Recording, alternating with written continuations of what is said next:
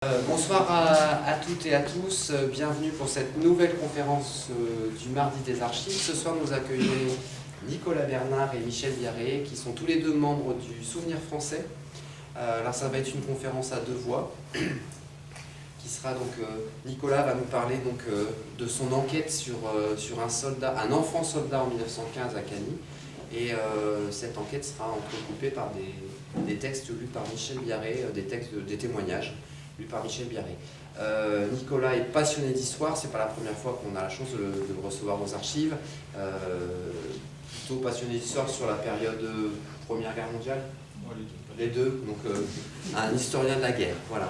Je vous laisse la parole. Bonne conférence à tous les deux et puis à tout à l'heure. Merci beaucoup. Bonjour. Bienvenue pour cette nouvelle session des Mardis des Archives que j'ai intitulée Camille, 12 ans, artilleur à Cagny en 1915. Alors, je remercie particulièrement Xavier Dogy qui nous accueille ici, aux archives départementales de la Somme à Amiens. Donc je suis, comme vous l'avez entendu, Nicolas Bernard. Je suis de formation d'ingénieur, donc je ne suis pas tout à fait dans le même domaine, mais par contre je suis passionné d'histoire militaire. Comme on dit, je suis amateur d'histoire locale et quelque part historien amateur aussi. Vous le verrez. Aujourd'hui, j'interviens en tant que membre du Souvenir français, du comité d'Amiens. Donc, effectivement, j'ai presque une carte d'abonnement. C'est la 4e fois que j'interviens ici. La première fois, c'était sur les combats au sud-est d'Amiens en mai-juin 40. Ensuite, ça a été sur les grandes phases de la Grande Guerre, vues à travers Cagny-Boutiry. Et également la fabuleuse journée de la libération de l'Amiénois du 31 août 44. Aujourd'hui, c'est un sujet, vous l'avez compris, ce sera un sujet d'histoire locale, encore une fois. Ce que je cherche à faire, c'est à personnaliser mes recherches, réaliser des études de cas assez approfondies. Et voilà. Pour cette conférence, je remercie plusieurs personnes. Donc, Frédéric Drouvin, là-bas, mon conseiller technique, qui est également membre du Souvenir français. Également un ami professeur d'histoire géo au collège d'Arthur Rimbaud Amiens, Joël Paillard, c'est pour le plus m'avoir accompagné sur l'approche pédagogique de cette présentation. Je remercie également Michel Biarré, ici présente, qui est membre du Souvenir français également, et qui est également très active, à la bibliothèque Jean Giono de Cagny, et qui va en fait intervenir à travers des lectures de témoignages, ce qui permettra de rythmer un petit peu la présentation. Voilà. Je remercie également Élodie Dulin, qui est là-bas, qui a réalisé la partie graphisme, c'est-à-dire l'affiche, mais également toute la présentation que vous verrez. Et elle a lancé d'ailleurs sa société Épanouie récemment. Et enfin, je remercie aussi Carlos de Pido, qui m'a accompagné pour l'interprétation musicale. Vous verrez par la suite. Alors aujourd'hui, c'est un thème un peu différent. On va parler d'un enfant soldat. Alors, pour ces recherches, je me suis tout de même, en fait, porté aussi sur des recherches de Manon Pignot. En fait, je me suis inspiré, qui est enseignante, historienne et chercheuse, d'ailleurs à l'université de Jules Verne de Picardie. Et qui est un peu vue, enfin je pense, comme l'experte de la question enfantine pendant les guerres. Alors, pas forcément 14-18, mais un peu toutes les guerres. Donc voilà. C'est une présentation qui va durer à peu près 1 heure. Je vous demanderai de poser vos questions à la fin, si vous êtes d'accord. Aujourd'hui, donc c'est un sujet, j'aime bien dire, donc un peu différent, mais qui nous touche tous, et qui ne nous laissera pas forcément indifférents. Vous savez, en 2025, c'est quand même quelque chose d'assez insoutenable de s'imaginer un enfant soldat, un enfant avec l'uniforme, un enfant au milieu des combats. On est plutôt dans la protection de l'enfance et c'est quelque chose qui ne nous laisse pas indifférents et on peut même parfois s'identifier. Moi-même qui suis papa de 3 enfants de cet âge-là, c'est quand même hyper dérangeant en fait de voir et de parler de ce sujet-là. Alors, pour comprendre ce sujet, on va aborder 2 problématiques. La première, c'est comment cet enfant a-t-il pu se retrouver finalement acteur pendant la Grande Guerre. Ça, c'est le premier point. Et le deuxième point, la deuxième problématique en parallèle, c'est est-ce que c'est un cas isolé ou est-ce que c'est un phénomène un peu plus répandu à cette période-là. Alors, c'est un petit peu long. Donc pendant cette présentation, on parlera d'un petit village, vous verrez, le village de Cagny. D'ailleurs, petite parenthèse, nous avons le maire de Cagny qui est ici, Alain Moliens, que je remercie. On parlera également d'un QG d'une armée française, 300 000 hommes. Nous parlerons de prisonniers, de camps de prisonniers, de généraux, de téléphonie, de vagabondage, et enfin nous parlerons d'un artiste, en lien avec cet enfant. Il faut comprendre qu'en fait cette présentation va tourner autour d'une seule et même photo, celle-ci, vous l'avez compris, issue d'un album photo. En fait, juste pour rappeler un petit peu, je me spécialise entre guillemets, on va dire que c'est pour le fun, sur l'histoire de Cagny-Bouthiry, vraiment au sud-est d'Amiens, vraiment dans le détail du détail du détail du détail. Et voilà, parce qu'à un moment donné, j'ai acquis un album photo, nous en reparlerons. Et finalement, cette présentation va tourner autour de cette photo-là. Ma femme s'est un peu moquée de moi parce qu'elle m'a dit non mais tu vas tenir les gens 1 heure avec juste une photo. Ouais, on va y arriver. Vous allez voir. Et donc finalement, je vais vous emmener avec moi à travers une enquête pour remonter le fil de l'histoire de cet enfant, pour comprendre le contexte, pour comprendre aussi comment il est arrivé ici. Dans un premier temps, une petite partie moins fun, c'est plutôt la partie, je vous remets juste dans le contexte historique de l'époque, 1914-1915 au sud-est d'Amiens. Vous connaissez la région, vous êtes du coin, je suppose. On va parler du village de Cagny, qui touche en fait Bouthiry, le hameau de Bouthiry. Bouthiry, ça appartenait à Amiens, mais énormément de relations entre Bouthiry et Cagny, à travers les commerces, à travers les industries, etc., notamment à travers la paroisse. Voilà, il y avait vraiment un échange qui était fait, et Cagny est vraiment collé à la gare de Longo également. Cagny, c'est un petit village, je crois, de 630 habitants à l'époque, qui était plutôt rural à un moment donné, qui s'est transformé en fait en village industriel au XIXe siècle. Et ce qui fait que c'est un village accompagné de Bouthiry, un village assez intéressant puisqu'on retrouve énormément d'infrastructures, type des châteaux, des maisons assez importantes, des usines, des zones de stockage, la gare de Longo. Et finalement, c'est une zone qui semble intéressante pour un état-major à un moment donné. Si on décide en fait de cantonner des hommes, si on décide en fait d'établir un QG, et c'est pour ça qu'on viendra dessus par la suite. Donc tout ça, c'est des bâtiments qu'on trouvait à l'époque à Cagny et à Bouthiry, qui ont animé un petit peu le village. Puis vient le 2 août 1914, tout le monde connaît, donc les Cagnysiens en âge d'être mobilisés quittent leur domicile pour rejoindre leur lieu de cantonnement, et à l'inverse, Cagny-Bouthiry va voir en fait arriver le 17e régiment d'artillerie qui va venir se constituer à Cagny et à Bouthiry. Donc on va commencer à former finalement les batteries de ce régiment. Et au bout de 2-3 jours, ils vont quitter en fait Cagny-Bouthiry pour rejoindre le front à partir de la gare. Donc pas mal d'activités à ce moment-là. Très rapidement, on va dire que les informations officielles françaises, dans les journaux, etc., sont plutôt rassurantes, comme quoi les armées françaises résistent, progressent, etc. Ce qui n'est pas forcément vrai. À un moment donné, on commence à voir arriver à Cagny des réfugiés du nord de la France, mais également des réfugiés belges qui colportent des rumeurs. Et finalement, petit à petit, les combats se rapprochent. Et Michel va nous lire un témoignage d'un soldat sur les hauteurs de Cagny. Bien qu'assez couchés, nous devons être très apparents de loin, car nous sommes en pleine lumière, dans un espace absolument découvert, et sur un terrain de teintes unies et voyantes. Quelle extraordinaire position de combat! La chaleur est torride, le soleil brûle la peau des hommes à travers leurs épais vêtements de drap. Nos soldats se plaignent de n'avoir pas mangé sérieusement depuis l'avant-veille. Le capitaine envoie le cycliste au ravitaillement, et vers 11 heures, une voiture de boulanger apporte sur la route, à 4 ou 5 mètres, une quantité de petits pains, une grande boîte de pâté et un baril d'eau. L'eau est mesurée parcimonieusement. Le pâté a tellement chaud qu'il coule. Les petits pains sont certainement un fond de magasin, car ils opposent une résistance des plus sérieuses. Mais tout cela est cependant très bien accueilli. D'autant que l'ennemi ne se fait toujours pas voir, bien que la vue porte à 3 ou 4 lieues. Pourtant, toute la matinée, nous avons assisté à une lutte d'artillerie. Sur notre gauche, le ciel était garni de petits flocons blancs formés par l'éclatement des shrapnels. Juste pour étoffer, ça c'est une coupe d'un obus avec des petits plombs de shrapnel. C'est ça qu'on voit en fait, dont on entend parler dans le témoignage. Et finalement, en fait, les Allemands se présentaient à Amiens le 31 août 1914, parcours Amiens, mais également Cagny.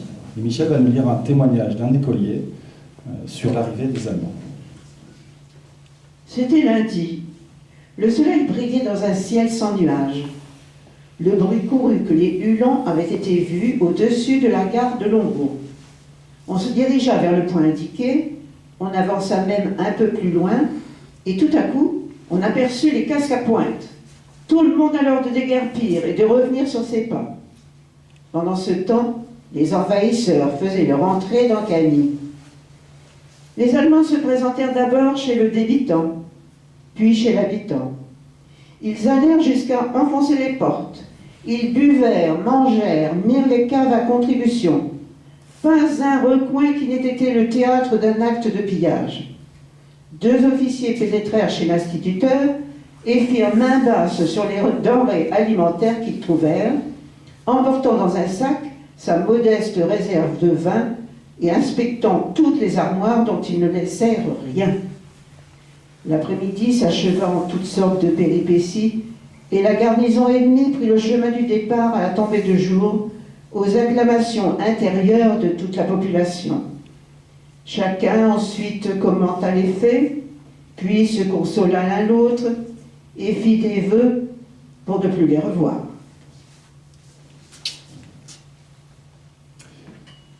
Donc le front avance au maximum, puis intervient, vous savez, la bataille de la Marne. Le front recule, finalement, il va se figer autour d'Albert, dans ces coins-là. Et c'est là qu'en fait, l'état-major français reprend les positions récupérées et décide en fait d'installer la deuxième armée sur cette partie du front, à peu près autour de la Somme, c'est ça. Et c'est le général de Castelnau qui va commander cette armée. On parle de la deuxième armée et son QG s'installe à Cagny-Bouthiry. On est en octobre 1914. L'idée, c'est de commander quasi 300 000 hommes sur le front et c'est de coordonner au maximum les opérations en termes de matériel, d'hommes, de vivres, de denrées, tout ce qu'on veut, et de munitions. Donc là, on va avoir une proximité qui va se créer entre les civils, les Canisiens, voilà, et les militaires. Même le service téléphonique en fait s'installe à Cagny, où c'est de Cagny que partent en fait tous les fils téléphoniques jusqu'au front et depuis l'état-major. Là, on a une magnifique photo de la place de Cagny, en fait, où c'est avril 1915, remise d'une médaille, où on voit en fait surtout des Canisiennes qui restent là avec des enfants et des vieillards, et les militaires qu'ils côtoient à travers le village.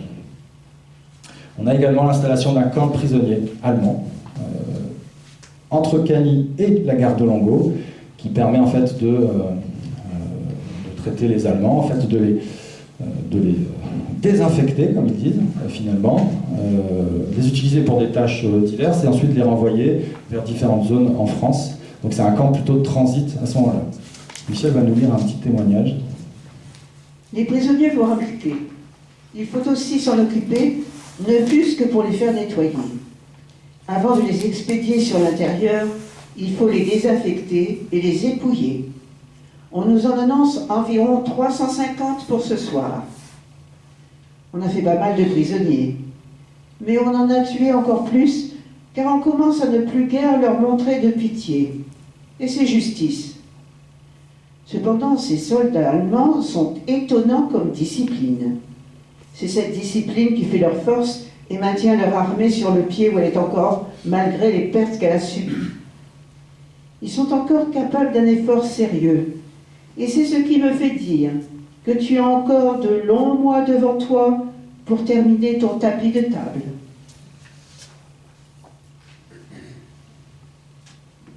Donc vous l'avez compris, beaucoup d'activités à Cagny, à Bouthiry, du passage d'hommes, de soldats, d'officiers.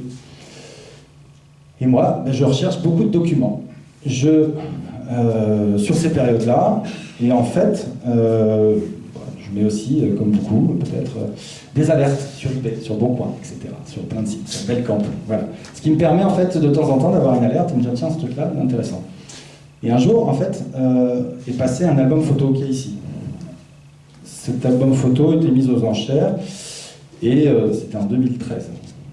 Il m'a fallu quand même 12 ans pour réussir à retrouver tous les éléments. Et dedans paraissaient différentes photos plutôt intéressantes. Il va avancer.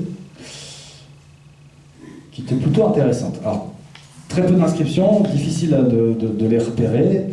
On voit voilà, un homme plutôt, à mon avis, téléphoniste, etc. Et à travers ça, on voit ce fameux enfant. Une maison qui, finalement, j'arrive à la reconnaître puisqu'elle existe toujours dans la rue, pas très loin de la bibliothèque, justement, qui permet de localiser, de se dire, tiens, il n'y a qu'une seule photo, d'ailleurs, qui est décollée avec cette inscription. Et c'est comme ça qu'on a pu identifier, dans l'annonce en tout cas, que cet album photo parle de Cagny Poutiri.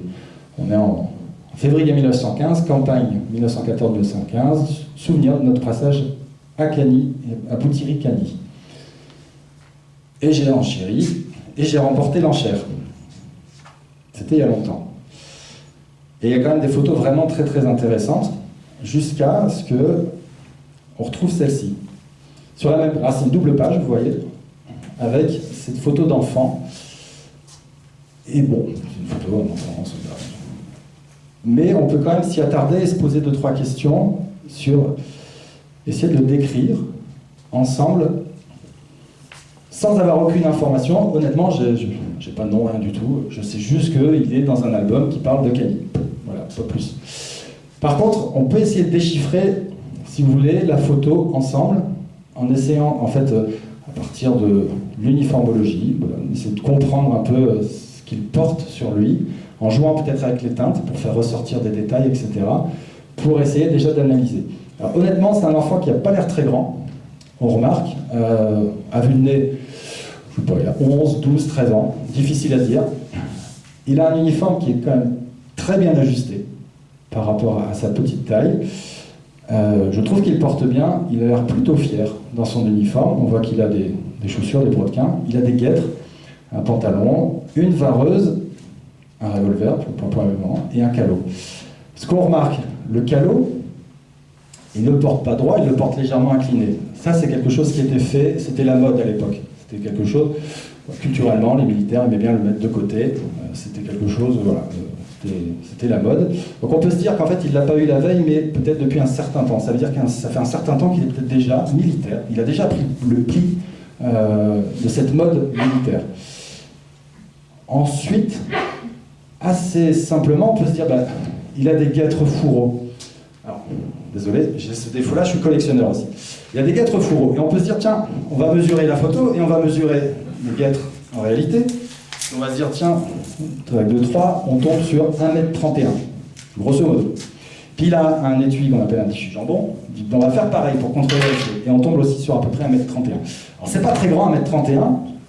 Manon Pignot, dans son livre, parle que, à l'époque, les enfants de 13 ans font 1m40.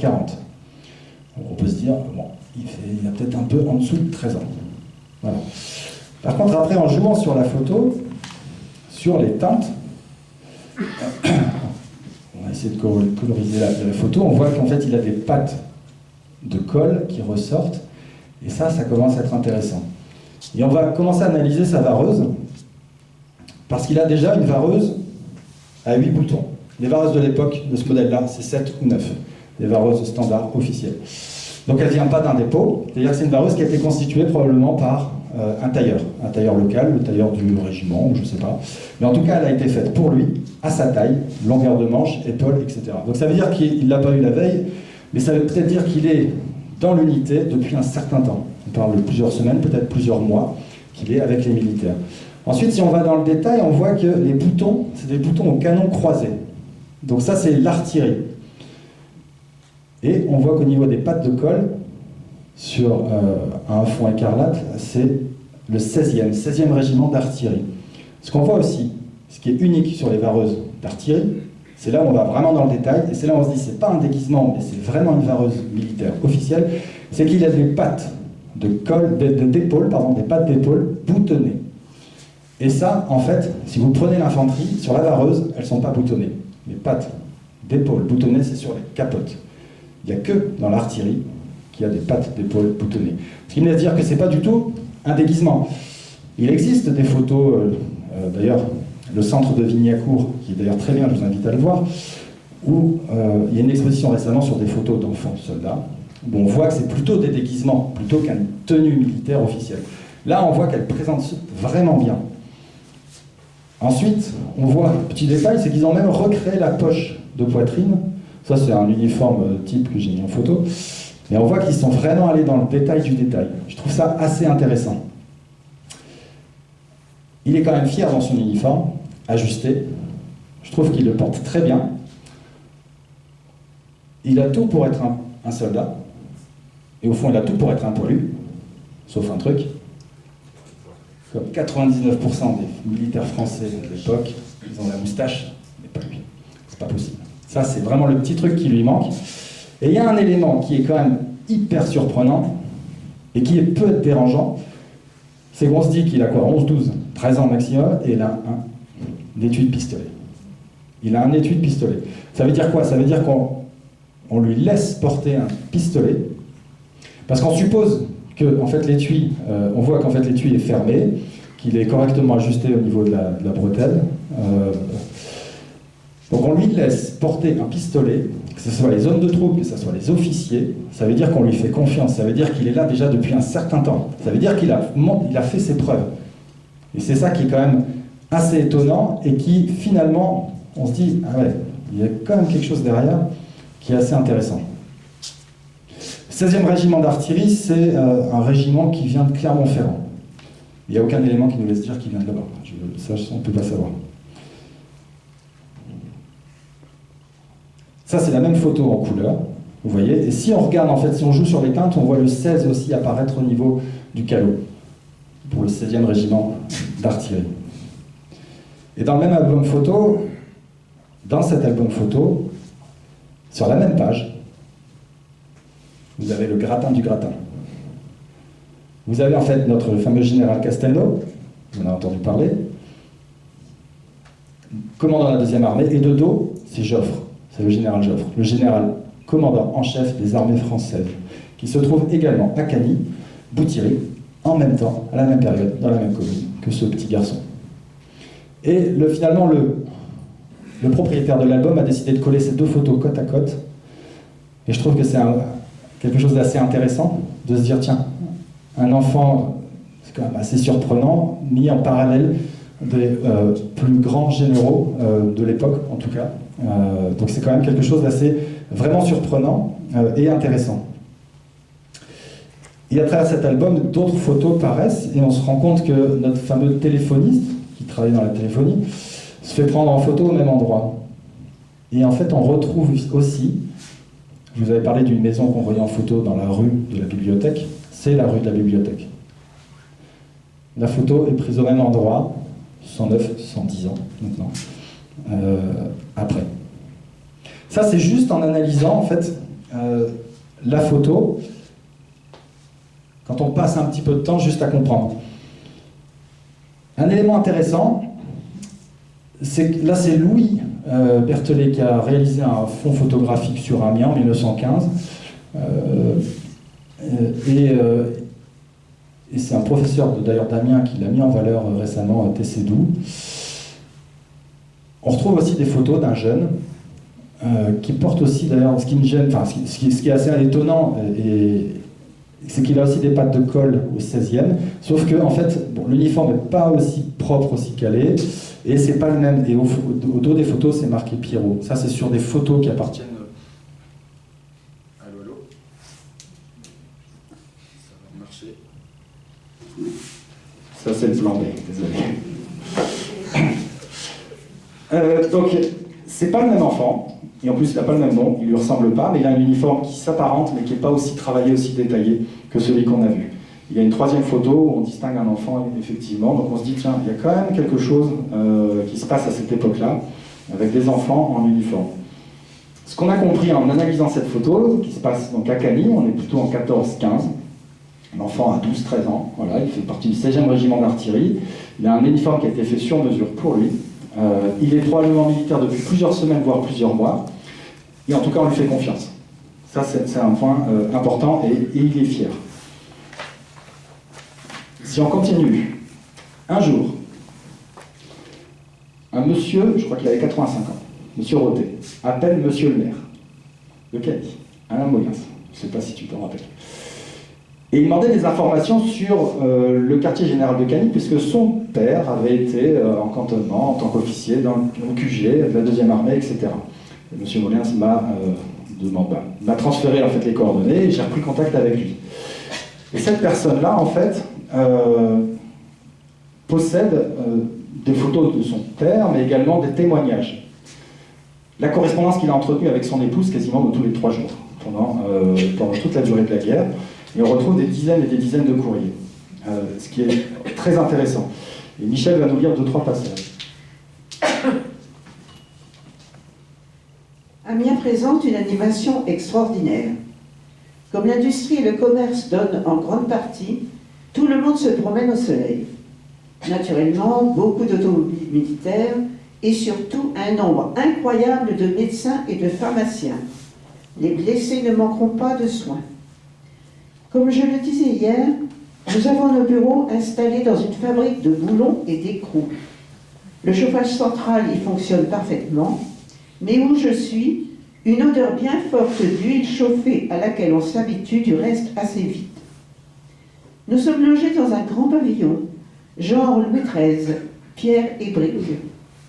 Les pommiers cassent et dans bien des endroits, on ne profite pas des pommes. On a dû interdire aux soldats d'en manger par crainte de la dysenterie. Hier, les Allemands avaient été prodigues de leurs bombes. Ils ne visent qu'Amiens ou la gare de Longueau, qu'ils ont du reste manqué hier comme les autres fois. Ils ont été plus heureux sur Amiens, qui fournit, il est vrai, une bien plus vaste cible. Je viens à l'instant de recevoir la croix des mains du général de Castelnau. On avait à cette occasion réuni tous les officiers du quartier général dans la grande salle à manger de M. Sarle, le propriétaire de l'usine. Avec ma fenêtre ouverte, le bruit de la gare me réveille assez souvent. C'est un mouvement de train continuel. Troupes, vivres, munitions, sans parler des trains ordinaires. Il y a des locomotives belges, je crois, qui en guise de sifflet poussent de vrais beuglements. Mon sommeil ne s'y est pas encore habitué. Et puis le matin, je suis réveillée dépotrominée car ma fenêtre donne au levant et le jour passe malgré les persiennes. Et là, on a une lettre, on a 2 lettres de ce fameux officier Roté qui nous parle d'un canonnier de 13 ans. On est le 18 et le 22 février 1915. Après la pluie d'hier, beau temps aujourd'hui. C'est la règle dans ce pays-ci. Le directeur du service télégraphique de l'armée a ramené ce soir d'un régiment d'artillerie un canonnier de 13 ans, guère plus grand que Pierrot. C'est un orphelin qui, de Lorraine, a suivi le régiment. On lui a confectionné des vêtements à sa taille et il a même été nommé soldat de première classe. On va lui donner quelques notions de télégraphe et de téléphone pour tâcher de l'employer comme téléphoniste. Il est encore un peu trop jeune pour se faire tuer. Il paraît qu'il y en a pas mal comme lui dans bien des régiments d'artillerie, car c'est là qu'ils peuvent suivre le plus facilement à cause des voitures. Donc là, dans cette première lettre, on parle en fait d'un enfant qui semble correspondre à la description. On le dit, ils ont clairement dit qu'il lui avait fait son uniforme vraiment sur mesure, donc ça confirme. On explique aussi qu'il est première classe. Donc il a gagné en fait un échelon, un grade, officiellement quelque part. Ça veut dire qu'il a fait ses preuves, ce qui confirme aussi ce qu'on a pu imaginer. Et ça, on va continuer avec le deuxième témoignage. J'ai causé hier avec le gamin artilleur dont je te parlais dans ma dernière lettre. Il est, je crois, moins grand que Pierrot, ou bien c'est son costume qui le fait paraître encore plus petit qu'il n'est. Il est des environs de Mirecourt. Son frère, avec lequel il vivait, est parti à la mobilisation et comme il restait seul, sans parents, il a suivi le premier régiment qu'il a rencontré, le 16e d'artillerie du 13e corps. Il a assisté avec lui aux batailles de Lorraine, s'est replié avec le capitaine et quelques hommes restant seuls de sa batterie après la bataille de Sarrebourg, où tout le matériel avait été détruit. Il a pris part ensuite aux batailles de la Marne, puis aux différents combats qui depuis 4 mois ont lieu dans notre région. Bien peu en ont vu autant que lui, surtout à son âge, et il a dû 100 fois risquer d'être tué. Le chef du service télégraphique voulait en faire un télégraphiste et en un jour, il avait déjà appris son alphabet morse. Mais une note du général en chef, parvenue aujourd'hui même, prescrit que tous les enfants de moins de 16 ans qui suivent l'armée doivent être rendus à leur famille ou mis dans des établissements hospitaliers. Voilà l'odyssée du jeune artilleur interrompu. Pour un moment tout au moins, il en sera sûrement navré. Donc là, on a une confirmation d'autres éléments. On est bien sur Camille. On est en février-avril 1915, 13 ans. Il dit qu'il a 13 ans. Orphelin des Vosges, 16e d'artillerie, uniforme fait sur mesure, militaire depuis août 14. Voilà, donc ça fait quand même quelques mois. Il a participé à pas mal de batailles, il a suivi les hommes. Il a été promu première classe et il sait lire et écrire, il apprend le morse aussi. Et il a comme tuteur un télégraphiste qui correspond plus ou moins à l'album photo. J'ai rentré par la suite, quelques années plus tard, une autre source potentielle, un album mais contenant que des caricatures de tous les officiers du QG de la 2e armée.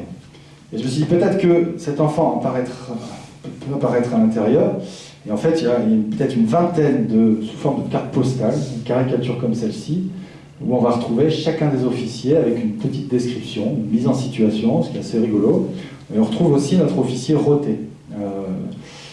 Ça, je l'ai eu aussi sur un site d'enchères, je crois, par hasard. Et par contre, aucun élément sur notre enfant soldat. Donc c'est bon, tant pis. Et là, on se dit, comment avancer au niveau de l'enquête? Et finalement, alors désolé, pas très bon, mais en tout cas, j'ai décollé la photo, j'ai dû la déchirer un petit peu. Désolé pour ceux qui font des études d'archives.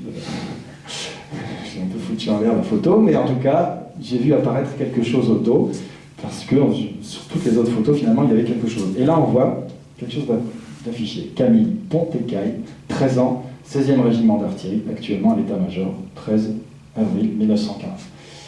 Et là, ça recoupe quand même tous les éléments qu'on avait, et maintenant on a même un nom, prénom.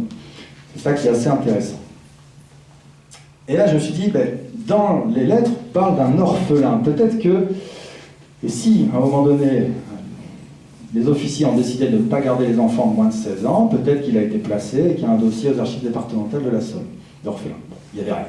Manqué. Par contre,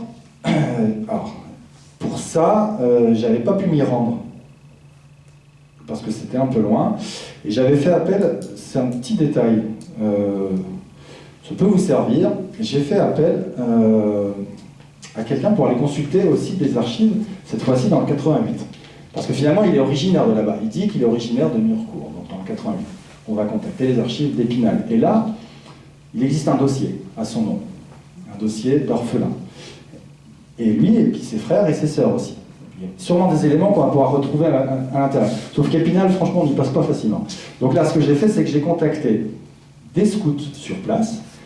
Petite parenthèse, ça je le fais souvent, en fait. Forme un petit extra job, je leur demande d'aller me consulter des dossiers d'archives, de me faire des photos, de me les envoyer. Et puis en échange, je leur fais un don. Alors pourquoi des scouts et pourquoi je parle de ça? C'est parce qu'en fait, quelque part, c'est une petite parenthèse. Le scoutisme est né d'un officier anglais, Baden-Powell, et l'idée a germé pendant la guerre des Boers.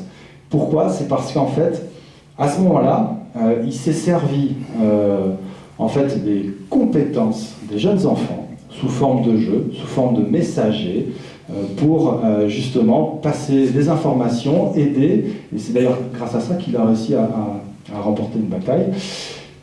Et finalement, c'est à partir de là qu'est née cette idée d'impliquer les enfants, non pas dans les combats, mais plutôt de les responsabiliser sous forme de jeu, sous forme voilà, d'activité vers l'extérieur, etc.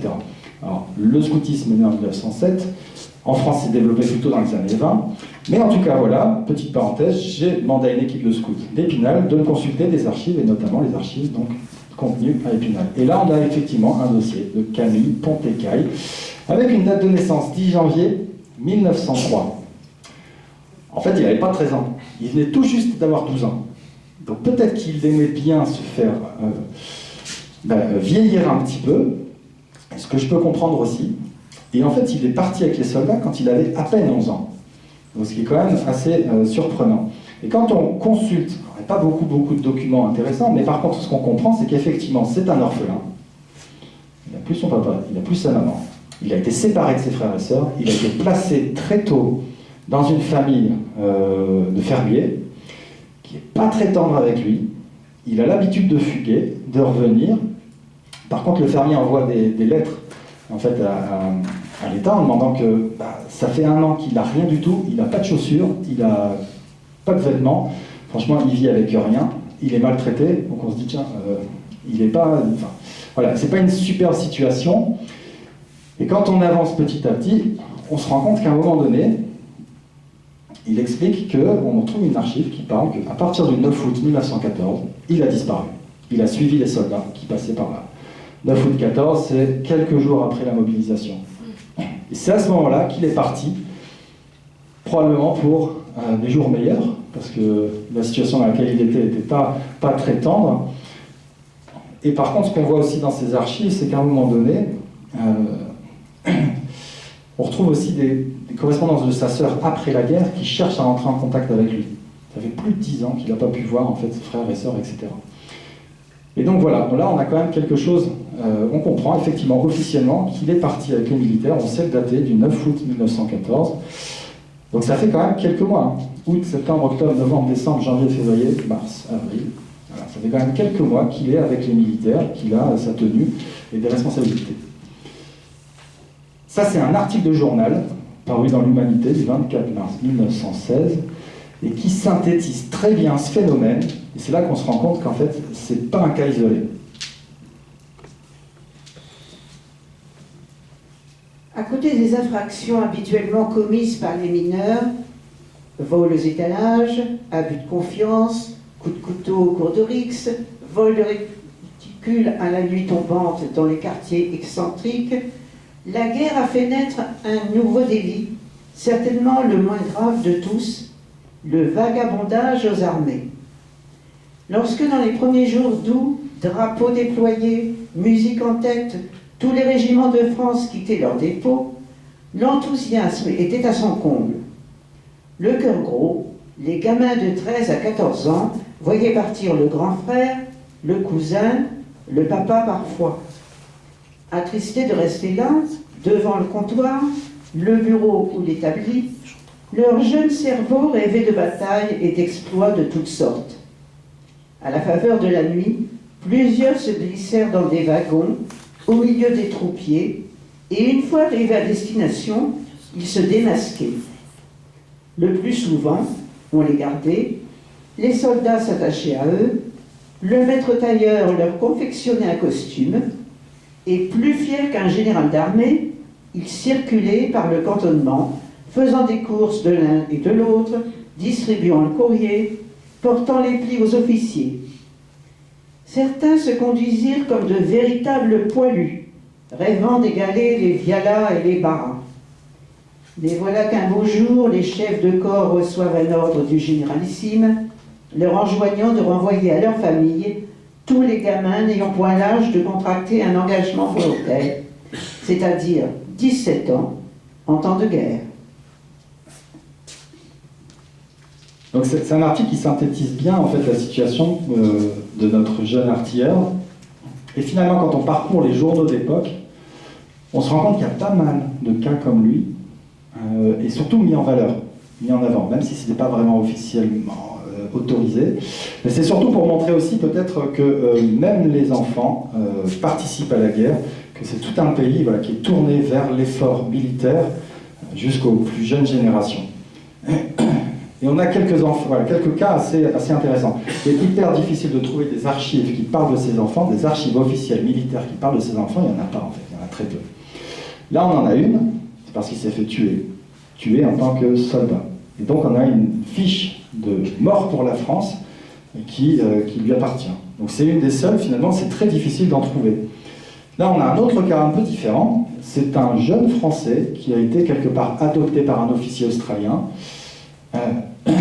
parce que le jeune était orphelin aussi, était habité en fait finalement à côté du cantonnement australien à l'époque, et il y a une amitié qui s'est nouée avec un officier, l'officier a décidé de le ramener en Australie. Alors, l'administration française et britannique ont refusé, mais donc il l'a caché dans un sac, il est monté sur le bateau et il a débarqué sur le bateau, ils sont allés jusqu'en Australie et il a vécu en Australie après cet enfant. D'ailleurs, il s'appelait Honoré et les Australiens n'arrivaient pas à prononcer son nom, il est devenu Henri. Et il n'avait pas de date de naissance, donc ils ont décidé qu'il serait né le 24 décembre. Voilà. On retrouve une trace de notre Camille Pontet-Caille après la guerre. Il a survécu à la guerre. C'est comme ça que je vous dis, voilà, on a très peu d'éléments finalement qui nous disent ce qu'il a fait, quelque part. Une trace, parce qu'il a été arrêté en Algérie pour un vol, je crois un vol d'armes, quelque chose comme ça.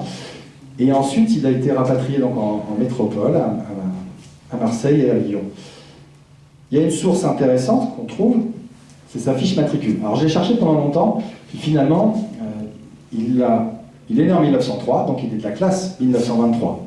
On fait son service militaire à l'époque quand on a 20 ans. Sauf qu'en 1923, il était en prison. Donc il n'a pas pu le faire. Donc c'est en sortant en 1924 qu'il a été commencé, on va dire, son service militaire. Alors je ne sais pas si vous avez l'habitude de parcourir les fiches matricules, mais là il y a un sacré paquet. En fait, le bonhomme, il n'a pas fait juste son service militaire. Et quand on regarde dans le détail, il est resté très très longtemps dans l'armée. Il y a un truc qui est étonnant, qu'il faut soulever, c'est qu'en fait, il n'y a aucun élément mentionné dans cette fiche matricule officielle de l'armée qui mentionne qu'il a été, on va dire, au 16e régiment d'artillerie quand il avait 11-12 ans. C'est comme si on avait gommé complètement son passé et que finalement, il a redémarré au grade de seconde classe. C'est un peu... Bon, voilà, c'est triste, c'est comme ça. Donc voilà, 10 ans plus tard, il redémarre complètement. Et finalement, il a décidé d'aller dans un bataillon d'infanterie légère en Afrique. En Algérie. Ce qui est assez bon, ok, étonnant. Et dans une archive dont parle Manon Pignot, alors j'ai pas réussi à la consulter parce qu'elle était en numérisation à la Bibliothèque nationale de France, bref, j'ai envoyé des mails, je l'ai appelé, j'ai jamais réussi à la voir, mais en tout cas il parle d'un cas vraiment similaire où un jeune garçon, qui correspond vraiment à la description. Je ne peux pas vous dire si c'est le même, mais en tout cas il correspond vraiment à cette description-là, où en fait il a, suite à des vols, etc., il était envoyé en prison, et qu'après il a été libéré, etc. J'aimerais consulter ce dossier parce qu'il y a un dossier autour de ça. Il y a sûrement des éléments qui mentionnent, parce que dans ce dossier-là, il parle de son passé d'enfant soldat, etc. Donc ça, c'est encore une source à explorer par la suite. Camille Pontet-Caille a finalement passé 22 ans dans l'armée. 22 ans. En fait, on peut carrément imaginer qu'il a trouvé sa famille avec l'armée, quelque part. Rappelez-vous, il n'a plus son frère, il n'a plus sa sœur, il n'a plus ses parents. Et quelque part, ça lui a donné un cadre qu'il a adopté, parce qu'il a quand même resté dans l'armée et il a fait carrière dans l'armée, jusqu'à devenir sous-officier, adjudant, je crois. Et finalement, il a même été, il a participé, donc il a été mobilisé aussi en 1940, il a été fait prisonnier au niveau de la poche de Dunkerque le 2 juin 1940, et envoyé dans un camp en Allemagne, dans lequel il a cherché à s'évader, etc. Donc il a été placé dans des camps un peu plus compliqués, disciplinaires. Il est revenu d'ailleurs après ça. Mais voilà, on peut quand même noter que finalement l'armée lui a apporté peut-être un cadre, en tout cas, il s'est construit aussi avec ça, puisqu'il a passé quand même 22 ans, ce qui n'est pas rien en soi. Et après, donc ça c'est toutes ces décorations qu'il a eues, etc. Bon, je ne vais pas passer à travers. Et après, je me suis dit, ben, alors, si c'était appelé Nicolas Bernard, ça aurait été compliqué, parce qu'il y en a beaucoup. Mais des Pontécailles, Camille, il n'y en a pas beaucoup. Des Pontécailles tout court, il n'y en a pas beaucoup. Et donc, j'ai envoyé des courriers dans toute la France. Et là, il y en a une qui m'a répondu. Et en fait, c'est sa belle-fille. Ce qui veut dire que, finalement, ce Camille Pontécaille s'est marié, c'est ce que j'ai compris, il s'est marié. Et il a eu un fils, en 1939, qui par la suite... donc en 1939, Camille Pontécaille, lui, il est sous les drapeaux, et finalement, il va revenir de captivité d'Allemagne très tard, dans les années 45. Donc il n'aura pas vu grandir son fils, au moins jusqu'à l'âge de 7 ans. Ce fils-là est un peu différent, c'est plutôt un artiste. Alors sa famille possède une photo, la voilà, une seule photo de lui, qui date des années 70, et ce qui est assez intéressant, c'est qu'on dirait qu'il a la même posture, presque. Vous voyez, c'est pour ça que je l'ai mis en parallèle, parce que quelque part, au fond, c'est presque la même posture au niveau de son bras. Je trouvais ça assez intéressant de le mentionner. Alors oui, bon, c'est parfois difficile de retrouver des éléments.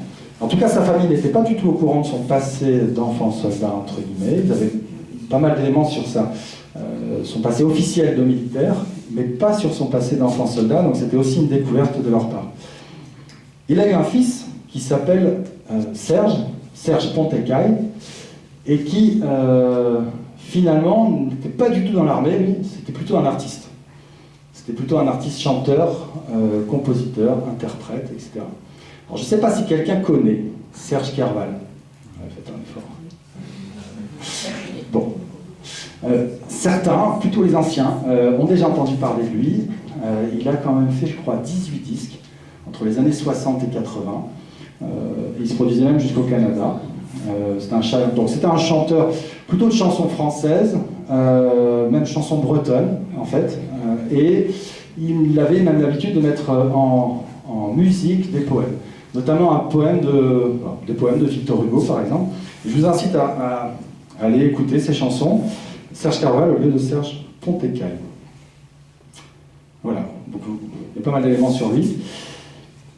Et je vous propose d'écouter une de ces chansons, si vous voulez. Je vais vous la jouer et vous la chanter. Une chanson, en fait, donc c'est un poème de Victor Hugo qui parle de la guerre, qui a été mis en musique par Serge Kerval, donc son fils. D'accord ?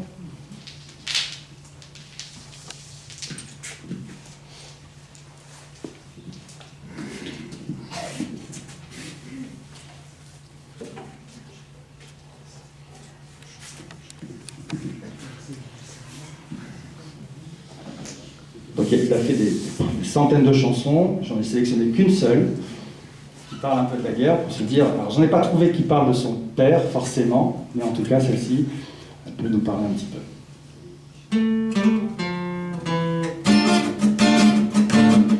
Depuis 6000 ans la guerre, paix au peuple que Dieu passe son temps à faire des étoiles et des fleurs. Le conseil du ciel immense, du lys pur, du nid doré, note aucune démence du cœur de l'homme effaré. Les carnages et les victoires, voilà notre grand tableau, et les multitudes noires ont pour prendre le tambour.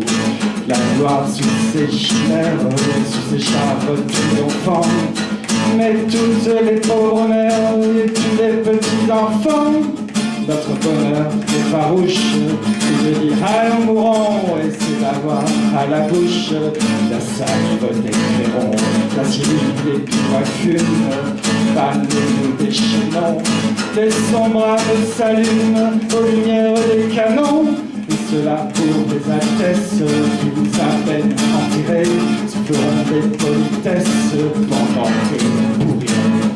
Dans le champ funeste, les chacals et les oiseaux, ils te iront voir s'il reste de la chair après vos os.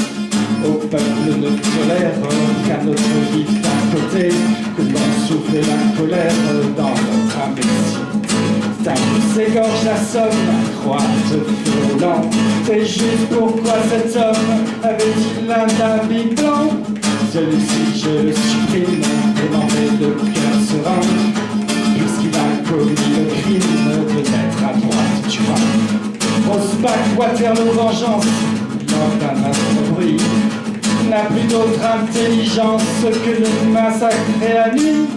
On pourrait voir une fontaine prier dans l'ombre à genoux et les songer sous les chaînes, tuer son frère et tout.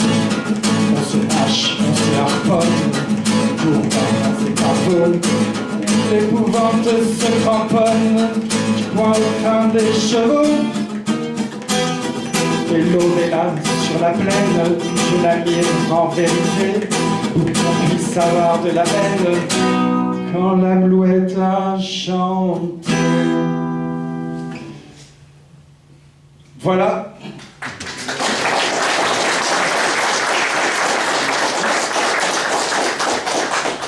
Alors ce qui est intéressant, c'est pas la performance musicale, c'est plutôt, au fond, au-delà de la simple recherche historique, c'est un hommage qu'on rend à cet enfant. C'est un hommage qu'on rend aussi à tous les enfants qui finalement ont été confrontés au combat, au conflit, à la guerre. Moi je vois ça comme une activité mémorielle aussi. Il faut savoir qu'aujourd'hui encore des enfants à travers la planète vivent des conflits, que ce soit même en Europe, au Moyen-Orient, en Afrique, en Asie. Donc c'est important que nous, adultes, on protège ces enfants. Ça, c'est quelque chose de primordial. Je prends le temps de partager un moment d'histoire locale à travers cette étude assez particulière. Alors, ce qui nous touche profondément, c'est que, quelque part, l'histoire, ce n'est pas que des grands événements, et ça peut être aussi vu à travers des destins individuels comme ici, qui encore aujourd'hui, nous permettent de réfléchir, de se poser des questions, d'agir ou de réagir aussi. Voilà, j'espère que ça vous a plu. C'est fini. Et puis en tout cas, je vous remercie. Alors, juste pour... Ça, c'était une petite vidéo qui est faite toute simple. Ce qui est assez déroutant.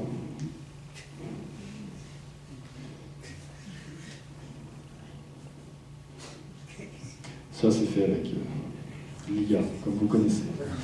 Juste en conclusion, donc c'est un tout autre registre. C'est une prochaine intervention que nous ferons. Vous êtes d'accord, Michel? Ce ne sera pas ici, mais ce sera sur Amiens. Alors là, c'est du lourd. Je l'ai appelé en fait « Histoire d'objets pour une histoire d'homme ». C'est un lot d'objets que j'ai rentré, appartenant à la même personne, et qui permettent de retracer tout son parcours. Poilu, officier, cheminot, résistant et déporté jusqu'à Dachau. Donc c'est quelque chose de... Là, il y a une thématique assez compliquée, mais c'est un autre sujet. C'est pour vous dire que l'histoire continue. Voilà, je vous remercie en tout cas, et puis je vous dis à une prochaine peut-être.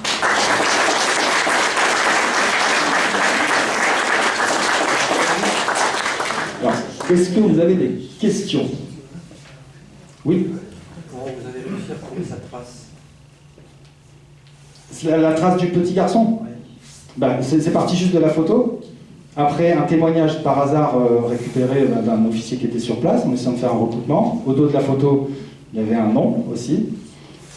On a retrouvé sa famille. Après, des dossiers d'archives justement aux archives départementales, que ce soit rien sur la Somme, mais plutôt à Épinal. Donc c'est uniquement à travers ces éléments-là. Mais clairement, c'est très difficile de retrouver des archives officielles, militaires en tout cas, pour des cas d'enfants comme celui-ci, qui n'a été, en fait, c'est assez furtif en fait. Il est resté quand même quelques mois, mais finalement, qu'est-ce qu'il a fait après être passé à Cagny? C'est difficile de le savoir. Combien a-t-il eu d'enfants? Est-ce qu'on a une estimation? Aucune idée. Aucune idée. Ce qu'ils ont tendance à dire, c'est que dans chaque régiment, en tout cas d'artillerie, il y a eu des enfants soldats, des enfants de la troupe, voilà, il y a tous les noms possibles. On a des enfants qui étaient plus là, comme on l'a dit, pour porter le courrier, etc. Les enfants combattants, c'est quand même beaucoup plus rare. On ne cherchait pas forcément à les exposer. Et sur cette première partie de la guerre, c'est vraiment une guerre de mouvement où en fait l'armée française recule. Donc là, c'est pour le bas de combat, on fait ce qu'on peut avec ce qu'on a. Et c'est comme ça qu'il a pu participer. 1915, on commence à se restructurer. Et c'est là où on dit, bon, allez, on va arrêter les conneries. Maintenant, les enfants, on les écarte. Et voilà, je pense que c'est la situation comme ça. Si vous avez une question? Non, ça rejoint la question de monsieur. Combien d'enfants Je sais pas, ouais, c'est difficile. Et après, les cas diffèrent, en fait, qu'ils soient français ou même britanniques ou canadiens ou australiens, parce qu'on a beaucoup d'enfants, d'adolescents qui vont mentir sur leur âge pour s'enrôler dans l'armée britannique, canadienne, australienne, néo-zélandaise, etc. Mais c'est pas tout à fait pareil. C'est pas forcément des orphelins, ils n'ont pas livré à eux-mêmes, ils n'ont pas sauté dans le train comme peuvent le faire les Français, en fait. Donc les cas diffèrent en fonction des pays, finalement. Justement, est-ce qu'on a une idée d'un cas où un enfant qui aurait suivi effectivement un régiment aurait retrouvé sa famille et on aurait des traces, on aurait encore des traces de retrouvailles, Dans mon droit étudiant, demandez à Manon Pignot, mais il doit y avoir je pense qu'il doit y avoir des cas, oui, je pense qu'il doit y en avoir, j'imagine. Même en Allemagne, il y a eu des cas, même sur le front russe, etc. Donc, bon, là, j'en ai pas en tête forcément, mais il y a quand même beaucoup, en fait, en parcourant les documents, il y a quand même beaucoup de cas d'enfants impliqués de près ou de loin, comme ça, dans le conflit, quelque part. Et vous disiez qu'il avait été nommé première classe. Oui. Il y a peut-être quand même des archives militaires de cette... Puisqu'il est repassé après au stade... Oui, alors oui, sauf que j'ai pas trouvé où pouvaient être positionnées ces archives-là. J'ai parcouru les régiments les journaux de marche en fait, du 16e régiment. La complexité, c'est qu'un régiment d'artillerie est constitué de plusieurs batteries.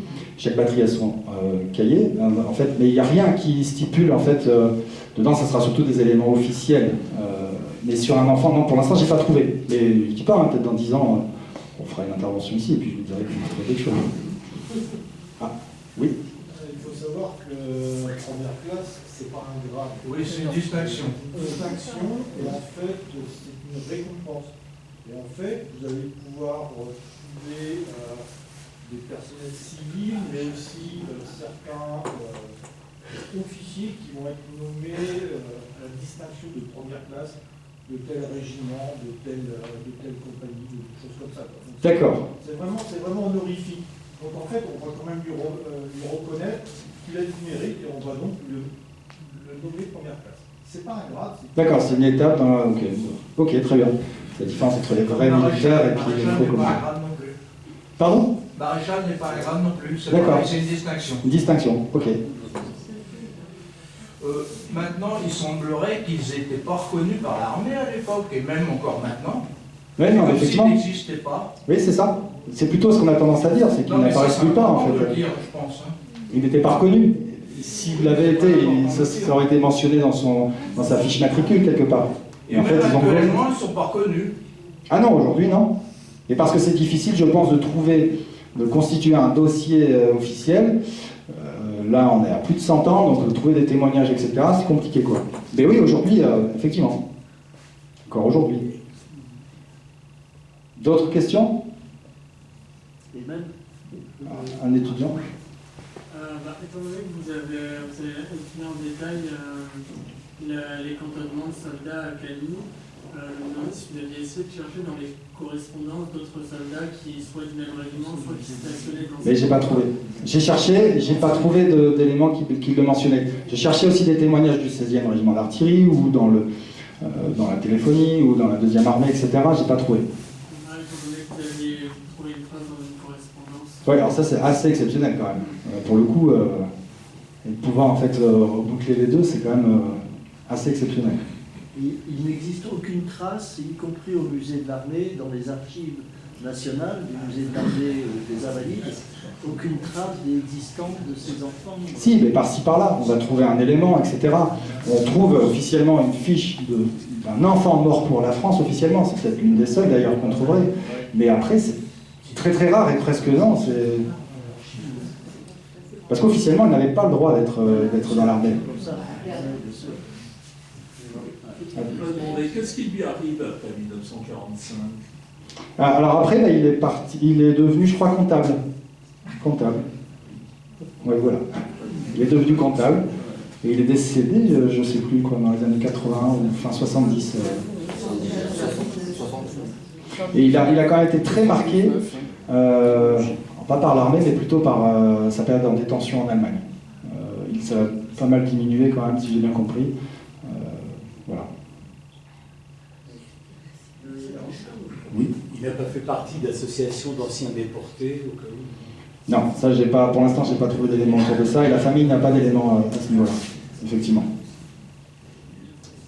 Est-ce qu'on trouve éventuellement sur les monuments morts, justement, un nouveau dessin comme ça, qui serait sur le monument? Alors, on peut s'amuser à parcourir le site qui est très bien fait, Mémoire des hommes, en tapant des dates de naissance, 1900, 1901, 1902, et en fait, il y a pas mal de noms qui apparaissent, quand même, ce qui veut dire qu'il y a quand même plusieurs enfants, quelques dizaines, qui ont été officiellement déclarés morts pour la France ou morts dans les combats, et qui possèdent une fiche de mort pour la France. Donc après, sur les monuments aux morts, si, vous pouvez regarder les 36 000 monuments aux morts de France, c'est un peu compliqué. C'est un peu long. J'ai une question, est-ce que c'est une recherche que vous allez poursuivre par la suite? Ah bah oui, j'ai toujours une archive que je veux consulter, là, c'est à l'université de Lyon. Et ce que je disais, c'est que c'était en numérisation, un document en numérisation à la bibliothèque. Donc oui, je continue. Et en fait, si je tombe dessus, c'est plutôt pas mal. Et je suis toujours en lien avec la famille, parce qu'ils peut-être qu'ils retrouveront encore des choses par la suite. Oui. Toutes ces recherches, la fin de l'histoire, pas le début, vous nous avez montré déjà des recherches à base de la photo. Et si on n'avait pas trouvé l'identification au verso, quelles étaient les chances d'aller jusqu'au bout de l'histoire?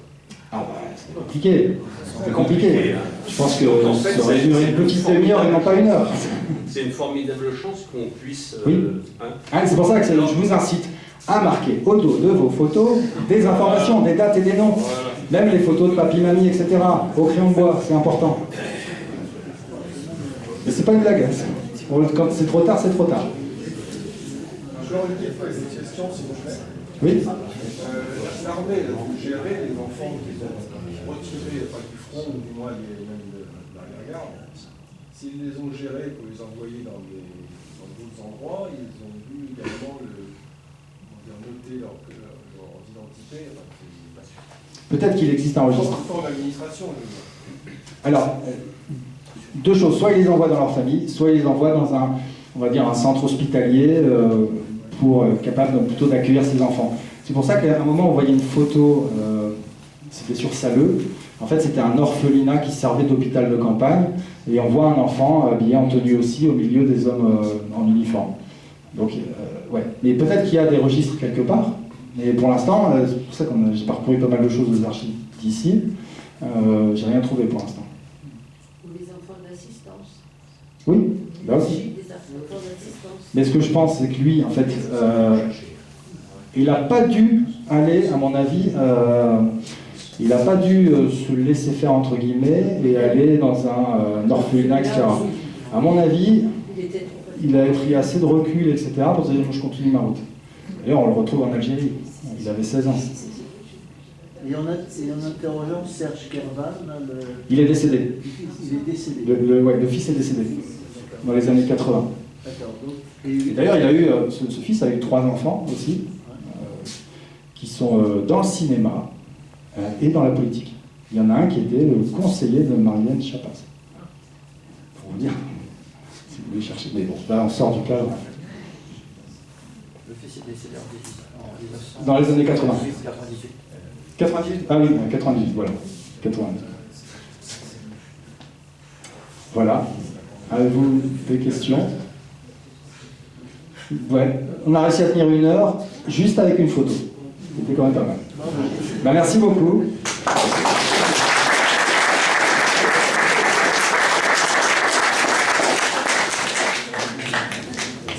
Merci Michel, merci Nicolas pour cette extraordinaire histoire, cette belle enquête comme quoi, voilà, avec beaucoup de persévérance, avec de la chance aussi, parce que la chance, et puis avec des documents d'archives bien conservés, on peut retrouver et réécrire de belles histoires.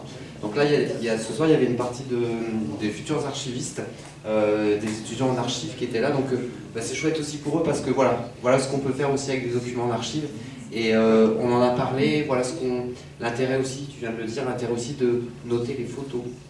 Effectivement, parfois on reçoit ici des photos qui ne sont pas datées, pas annotées, et en fait ce sont des photos qui sont perdues. Puisque voilà, si on ne peut pas les identifier, aucun intérêt. Alors pour terminer les différentes annonces pour le mois d'avril, le 23 avril à 20h30 ou 20h, je ne sais plus l'heure exacte, c'est 20h ou 20h30, nous proposerons une pièce de théâtre qui s'appelle Le cours de généalogie. C'est proposé par l'association Archives et Cultures. Donc c'est une troupe parisienne qui viendra jouer une pièce de boulevard donc, sur le thème de la généalogie. Ça a l'air assez drôle. Voilà, donc c'est le 23 avril, c'est gratuit mais c'est sur réservation. Il faut appeler aux archives pour réserver si vous souhaitez venir assister. Ça c'est pour le 23 avril, et puis le 29 avril, nous recevrons Monsieur Joliveau, qui viendra nous parler donc, dans le cadre des Mardis des Archives, j'ai oublié son prénom, excusez-moi, de l'histoire de la voile, François Joliveau, voilà, l'histoire de la voile en baie de Somme, à 18h30 le 29 avril. Je vous remercie beaucoup, bonne fin de soirée. Merci.